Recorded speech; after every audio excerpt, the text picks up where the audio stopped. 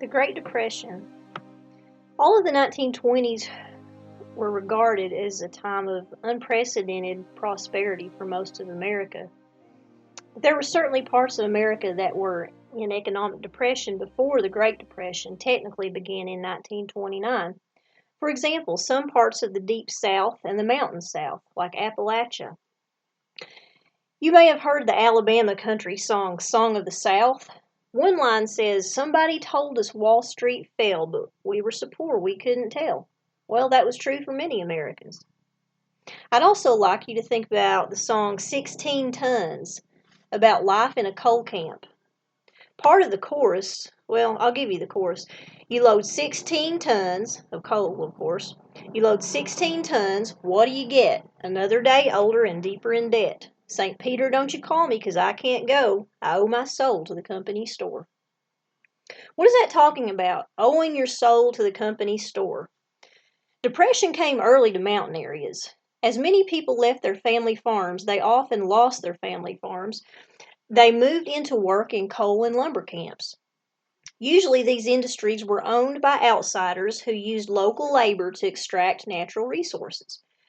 After these people lived in company towns and company housing, they were often paid in company scrip, money that could only be spent at the company store. They very often became entangled in a cycle of debt, very much resembling the sharecropping life that we noted in the previous section of American history.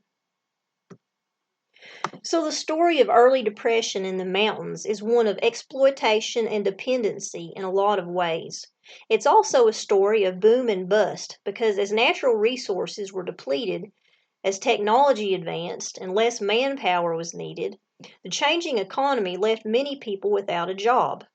But when the stock market crashed in 1929, the Great Depression settled on America as a whole. We can't point to one single cause of something as complicated as the Great Depression. Were it that simple, I think more people would have seen it coming and done something to prevent it. But there were a number of factors, one being the law of supply and demand. There was overproduction in some industries and in agriculture.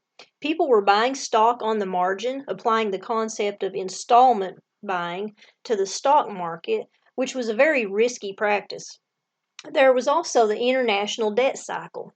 After World War I, Germany owed heavy reparations to allies like Britain and France.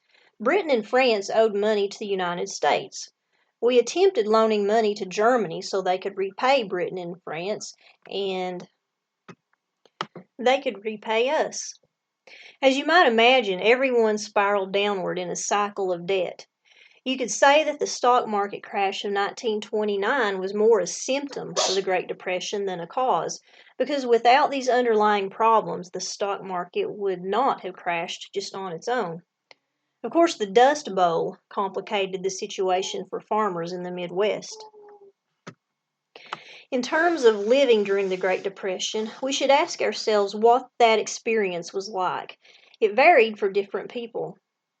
There are many memoirs published, some of them full-length and some short excerpts from diaries and so on, but the Great Depression affected different people in different ways.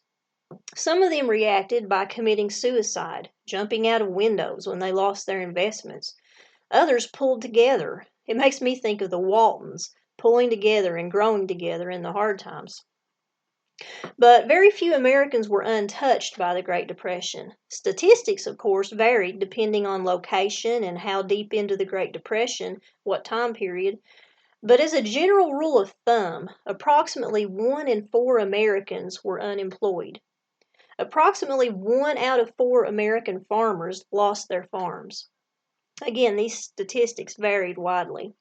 This was a very far-reaching depression. Even those numbers can be deceiving because even those who weren't unemployed often were underemployed, and all Americans were affected one way or another.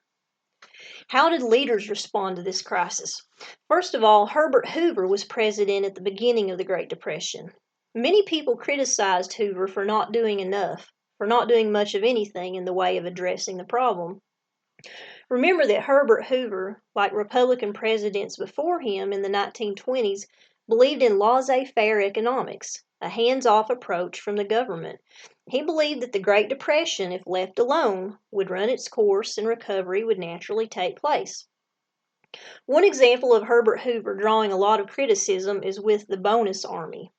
When a group of World War I veterans marched on the Capitol demanding early repayment of their bonuses so that they could get through the hard times, Hoover responded by authorizing the use of force to remove them. Of course, Hoover, as president, didn't cause the Great Depression, but as is often the case, the person in a position of leadership gets the credit or the blame for things that happened. Because of his lack of responsiveness to the problem, people began using nicknames like Hoovervilles to describe shanty towns where homeless people were living. Newspapers were called Hoover blankets because of homeless people who were sleeping under nothing other than a newspaper. Empty pockets pulled out and left hanging were called Hoover flags. As you might imagine, Hoover became very unpopular at this time. In the election of 1932, the Democratic challenger Franklin Delano Roosevelt easily defeated him for the presidency. Roosevelt believed in more active involvement in the economy from the government. He wanted to restore hope to Americans, promise them a better future. Throughout his presidency, whether he was leading Americans through the Great Depression or through World War II, he made use of fireside chats on the radio to communicate directly with American families.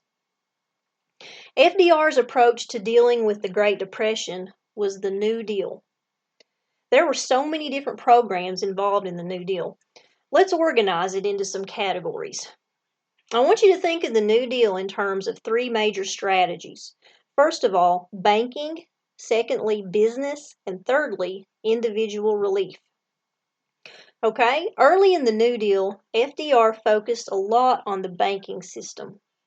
He declared a bank holiday where banks were closed down in order to allow time to check them out and figure out which ones were sound enough that they could be reopened and which ones needed to remain closed. There's also the establishment of the FDIC, the Federal Deposit Incorporation, which we take for granted today, but the government ensures that money we have in the bank will be there when we're ready to take it out. So many banks were failing us. The bleeding had to stop, and this is one of his very first acts as president. Another part of the New Deal, less involved with the banks and more so with the stock market, was the establishment of the SEC, the Securities and Exchange Commission. FDR believed in greater government regulation, not only of banking, but also of the stock market, businesses. Another part of the New Deal focused on propping up businesses that were failing at an alarming rate. I include agriculture when I say businesses. This includes farms as well. We'll see that many New Deal programs were aimed at strengthening American businesses. In the third category is individual relief. Let's subdivide that into direct relief and indirect relief. Direct relief is giving money directly to a person to relieve their economic distress, sending a check in the mail. Indirect relief is just that, indirectly giving aid to someone in need. For example, by providing them with a government job. We'll see that many of the New Deal programs provided jobs so that people could earn money themselves. You may have heard the famous saying about, I can't quote exactly, but if you give a man a fish, you feed him for a day. If you teach a man to fish, he'll never go hungry. That sort of goes along with the idea of indirect relief with federal jobs. Let's talk about some of these alphabet soup agencies. When you read about the New Deal, you'll see so many letters, the CCC, WPA, AAA, NRA, TVA, and so on and so forth. If you're not careful, all of those letters will just start swirling around in your head like alphabet soup. But let's look at some of the more famous examples and see how they fit into one of these three categories, banking, business, or relief. First of all, the CCC, or the Civilian Conservation Corps. The CCC provided conservation-related jobs for young American men. They worked on national parks and public roads and so on. The WPA, or Works Progress Administration, also created jobs where Americans could work on constructing public buildings, roads, and bridges. The Tennessee Valley Authority, or TVA, constructed a series of dams in the Tennessee River Valley. This not only created jobs building those dams, but it also made it possible to produce hydroelectric power and bring rural electrification to the region.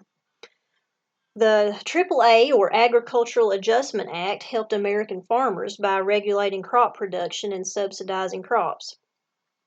All of these programs helped some Americans in certain ways, but they were also criticized for not helping everyone equally and sometimes actually hurting certain groups of people.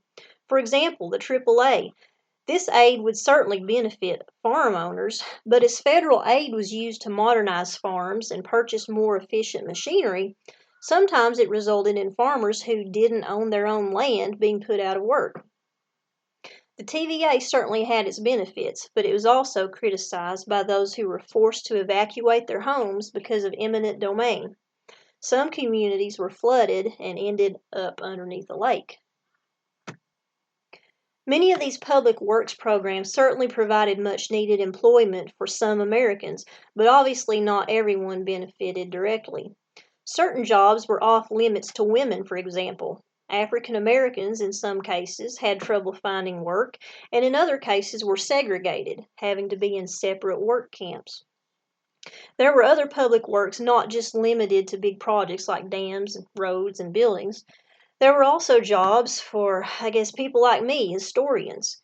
There was funding for archiving historical records, the arts. Some people were employed painting murals, for example. Then there was the NRA, the National Recovery Administration, which drafted codes of conduct for cooperating businesses to follow. FDR believed that the government should practice deficit spending in order to prime the pump, that they had to spend money in order to stimulate the economy to make more money. FDR's New Deal found itself surrounded on both sides by critics from the right and the left. Some on the right criticized the New Deal for going too far, for doing too much. Critics on the left accused FDR of not doing enough.